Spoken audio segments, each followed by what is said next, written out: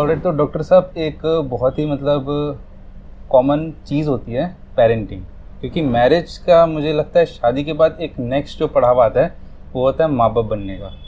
और उसमें बहुत ही डिफरेंसेस होते हैं लड़की के और लड़के के। लाइक लड़के के मतलब जब बाप होता है उसका बच्चे को पालने का स्टाइल ढंग, उसको परवरिश देने का, उसको संस्कार देने का अलग होता है, क्योंकि उसका बैकग्राउंड अलग है। और लड़की का बैकग्राउंड अलग होता है तो उसका परवरिश का वो जो स्टाइल है वो भी अलग होता है। तो अब उसमें काफ़ी ज़्यादा कभी कभार हो जाती है कि क्लैश होने लग जाता है। कि अब मैं आपको एक एग्जांपल देता हूँ, मैं अपना एग्जांपल देता हूँ। चलो, मेरे जो पिताजी हैं काफ़ी स्पोर्ट्समैन टाइप के हैं। वो चाहते थे कि हाँ बच्चा स्पोर्ट्स में जाए, स्पोर्ट्स में अच्छा करे। और मेरी मम्मी जो जहाँ से आती है वहाँ सब अच्छे खासे पढ़े लिखे डॉक्टर टाइप से लोग हैं। मम्मी चाहती थी मैं हमेशा पढ़ाई की तरफ जाऊँ। हालांकि फोर्स किसी ने कुछ किया नहीं मैं पे, मैं एक अलग केस था। लेकिन बहुत सारे पेरेंटिंग में, चाहे ये तो चलो करियर के हिसाब से हो गया, कभी कभार बिहेवियरल टाइप या फिर जिसे बोलते हैं क्या नाम है, लोगों से कम्युनिकेशन टाइप में वो प्रॉब्लम आने लगती है कि बाप कहता है नहीं ऐसे, माँ कहती है नहीं ऐसे, और दोनों के बीच में लड़ाई होती है कि ऐसे पालना चाहिए नहीं ऐसे पालना चाहिए। उसको हम कैसे सॉल्व कर सकते हैं एक मियाँ बीवी के लेवल पे? देखो, मैं आपको एक बताऊं, ये भी एक ऐसा क्वेश्चन है। आपने बेसिकली जो बात करी वो संस्कारों की करी। हाँ। और संस्कार नॉर्मली पुराने ज़माने में ग्रैंड पेरेंट्स ज़्यादा देते थे पेरेंट्स से। पेरेंट्स को तो अक्ल ही नहीं होती थी जब वो बच्चा पैदा होता था। ये इंडिया के अंदर कोई जाके कोर्स तो करता नहीं है कि मुझे बेबी को कैसे पकड़ना है या क्या करना है, या कोई साइकोलॉजिकल का कोर्स करे कि कैसे उसको अपब्रिंगिंग करनी है, या कोई बुक पढ़े कि बच्चे की अपब्रिंगिंग कैसे करनी है। अब प्रॉब्लम क्या है कि पहले ज़माने में इतनी प्रॉब्लम इसलिए नहीं आती थी कि जो मैरिजेस होती थी अरेंज होती थी, तो मोस्टली जो फैमिली कल्चर है पास पास होता था, ज़्यादा दूर नहीं होता था। आज तो नेशनल इंटीग्रेशन हो गई है। मेरे घर में एक वो क्या बोलते हैं, वो भी है, क्या उसे बोलते हैं कि हमारे जवाई हैं वो साउथ इंडिया से हैं, हमारी बहू आ रही हैं वो गुजरात से आ रही हैं, और हमको पंजाबी, तो वो बेसिकली सारा कॉम्बिनेशन है। हालांकि as a culture it is good, लेकिन क्या ये डिफरेंसेस तो होते हैं ना। अब एक बंदा एक कल्चर से आता है, वो वेजिटेरियन है, दूसरा बंदा रोज नॉन वेज खाने वाला है, तो दोनों कल्चर्स डिफरेंट हैं। अब मेरी बात समझ गए? ये पेरेंट्स को देखना है कि वो जो भी कल्चर देना चाहते हैं उनको पहले थोड़ा सा आपस में डिस्कस करना पड़ेगा, number 1। Number 2, they have to understand कि हमें बच्चे के सामने कैसे बिहेव करना है, क्या कहना है और क्या नहीं कहना है। ये बात फिर हमारे पिछले क्वेश्चन से कोरिलेट हो जाती है कि अगर आप समझ के बोलोगे तो प्रॉब्लम नहीं आएगी, पर रिफ्लेक्स में बोलोगे तो प्रॉब्लम आ जाएगी। अब मम्मी आई हैं, ऑफिस से आई हैं, थकी हुई आई हैं, पापा आए हैं ऑफिस से, थके हुए आए। अब वहाँ बॉस के सामने तो बोल नहीं सकते ना, वो मैडम अपने बॉस के सामने बोल सकते हैं ना, ये अपने बॉस के सामने बोल सकता। तो फ्रस्ट्रेशन अगर आप घर में आके निकालेंगे तो बच्चों के ऊपर इफेक्ट तो आएगा ही आएगा। बच्चा तो एक कच्ची मिट्टी है, वो उसको सुराही बनाओगे सुराही बन जाएगा, घड़ा बनाओगे घड़ा बन जाएगा। वो तो कुम्हार आप हो, पेरेंट्स हैं।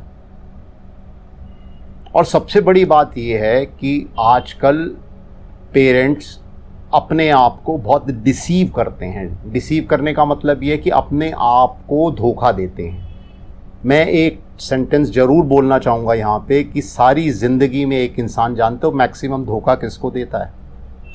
अपने आप को। अगर आप अपने आप को धोखा देना बंद कर देंगे तो बहुत सी चीज़ों की जो है ना प्रॉब्लम्स ख़त्म हो जाएंगी। धोखा ना देने का मतलब है you start accepting what you are. Don't project 70 mm की स्क्रीन पे। इतना बड़ा करके दिखाने की कोई ज़रूरत नहीं है।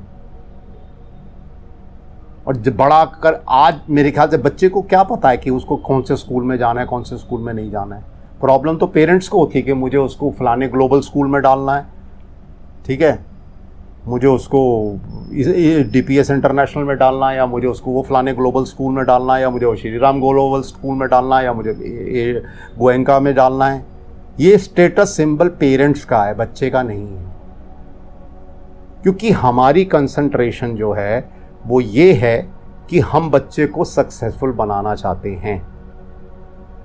अगर हम थोड़ा सा इसमें डिफरेंस डाल दें, बच्चे को सक्सेस से साथ साथ उसको एक अच्छा ह्यूमन बीइंग बनाएंगे, तो वो हमारे समाज के लिए भी अच्छा है और ऑटोमेटिकली समाज में माँ बाप भी आते हैं,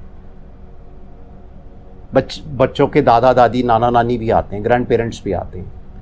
पर प्रॉब्लम सबसे बड़ी ये है कि हम बच्चे को एक अच्छा ह्यूमन बीइंग की तरफ हम ध्यान नहीं देते। हमें बस एक ही मोटिव है जी, सक्सेसफुल बन जाए, सक्सेसफुल बन जाए। सक्सेस तो आ ही जाएगी, वो 3 इडियट्स वाली मुझे मूवी याद आती है, अपने आप आएगी। सबसे इंपॉर्टेंट चीज़ ये है कि आप कोशिश करें कि बच्चे को एक अच्छा ह्यूमन बीइंग बनाए, नंबर 1। नंबर 2, देखो आप क्या बच्चे को बनाना चाहते हो, वो टाइम तो रहा नहीं कि हमारे टाइम में वो 3 चीज़ें होती थी, डॉक्टर बन जाए, इंजीनियर बन जाए। आज तो इतनी लाइन्स हैं और बच्चे हर लाइन में, हर फील्ड में अच्छा कर रहे हैं। अब बच्चे खुद सिलेक्ट करते हैं कि मैंने ये करना है। आपका सबसे बड़ा, एज अ पेरेंट आपका सबसे बड़ा रोल ये होता है कि you should support them, you should support them. अगर किसी भी इंसान की, मैं उनमें से एक हूँ, मेरी ये हॉबी थी, astrology was my hobby for number of years, I did it as a hobby.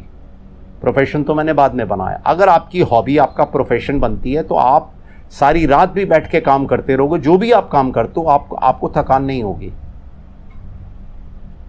आप कोशिश करो कि बच्चे की जो हॉबी है वही उसकी प्रोफेशन बने।